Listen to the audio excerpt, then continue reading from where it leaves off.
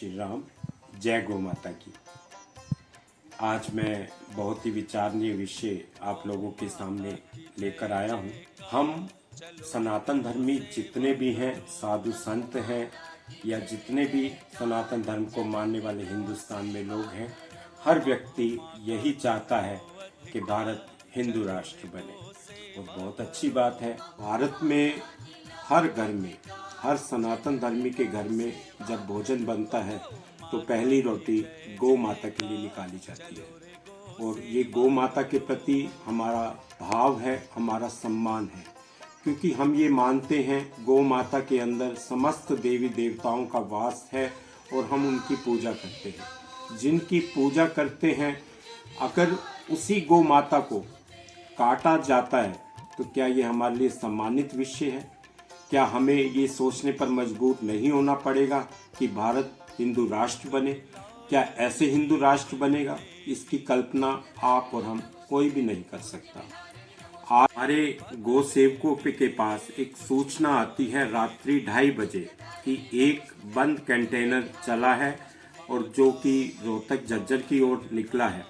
तो हमारे गौ सेवकों को जैसे ही सूचना मिलती है वो रात्रि 2:30 बजे ही बेरी में पहुंचते हैं जहां पर उस कंटेनर के आने की सूचना मिली थी। तो उस कंटेनर में 2 तस्कर थे जिन्होंने उस टैंकर के अंदर, उस कैंटर के अंदर 31 गौ माताओं को रखा हुआ था, जिसमें खोलने पर 3 मृत गायें मिली, बाकी उसमें जीवित थी।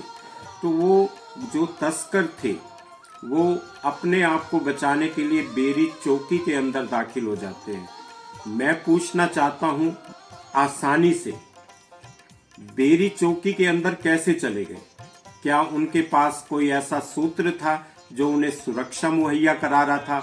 मैं पूछना चाहता हूं प्रशासन से, क्या वो अधिकारी कुछ इसमें शामिल थे जिन अधिकारियों के बल पर वो अंदर पहुंच जाता है? और उसके पीछा करते हुए, उन तस्करों का पीछा करते हुए गोरक्षक भी चौकी के अंदर पहुंचते हैं और चौकी पर उनको गोरक्षकों को कहा जाता है कि आप इतना रुपया ले लीजिए और इनको जाने दीजिए। क्या ये संभव है? भारत में रहने वाले हर सनातनी क्या इसी के लिए जीता है? गौ माता सरेआम काटी जा रही है और हमारे हिंदू अधिकारी, मैं स्पष्ट कहना चाहता हूं, हमारे हिंदू धर्म के मानने वाले कुछ अधिकारी उनके लिए रास्ता बनाने का काम करते हैं गो तस्करों के लिए। क्या ये शोभनीय विषय है? सरकार को जांच करवानी चाहिए और जो अफसर ने, जिस अफसर ने उन्हें गो भक्तों को पैसा देने का भरोसा दिया कि आप इनको छोड़ दीजिए, आप इतने पैसे ले लीजिए, क्या ये ठीक है? मैं तो इसे सनातन धर्म के लिए एक कलंक कहूँगा। वो अफसर सनातन धर्म के लिए नहीं, वो देश पर ही कलंक है।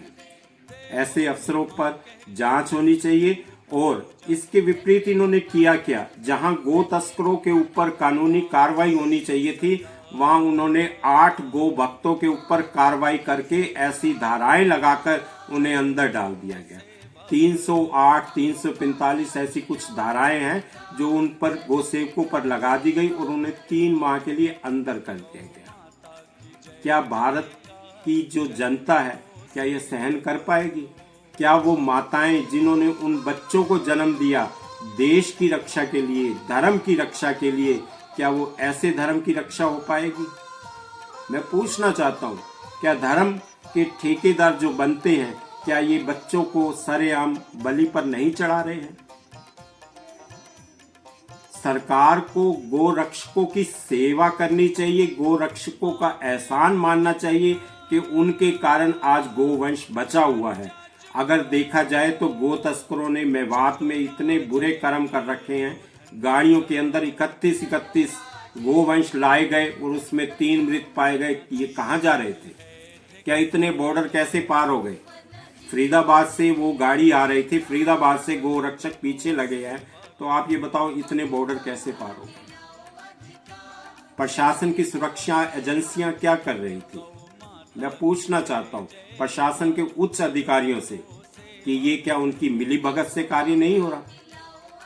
और गोवंश जिसकी रक्षा करने के लिए हर बच्चा कसम लेता है कि मैं गौ माता की रक्षा करूंगा, और वो गौ माता की रक्षा करने जाता है और बाद में पता चलता है कि उस पर तो लठ मार दिए गए, उन पर कानूनी कार्रवाई कर दी गई, उन्हें महीनों के लिए अंदर सड़ा दिया गया। जहां पर कार्रवाई गो तस्करों पे होनी चाहिए वहां गो भक्तों पे हो रही है।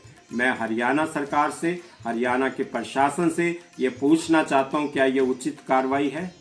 और जिन अधिकारियों ने मिली भगत करके ऐसी कार्रवाई उन बच्चों पर करवाई, क्या उन पर कार्रवाई नहीं होनी चाहिए? मैं हरियाणा सरकार के मुख्यमंत्री श्री नायब सिंह सैनी से कहना चाहूंगा कि इस पर तुरंत जांच बिठाई जाए और गो भक्तों को तुरंत बरी किया जाए जिनको गलत फंसाया गया है। कोई भी विषय हो सकता है, कुछ शब्द अशब्द हो सकते हैं, लेकिन उस पर इतनी कठोर कार्रवाई नहीं होती। गो भक्त जो गो सेवा के लिए अपना तन मन धन रात की सेवाएं कर रहे हैं, उन पर यह कार्रवाई उचित नहीं है। हमारे बच्चे जो भारत की रक्षा करने के लिए बॉर्डर पर पहुंचते हैं, क्या इन तस्करों की गोलियां खाने के लिए वो सुरक्षा में है?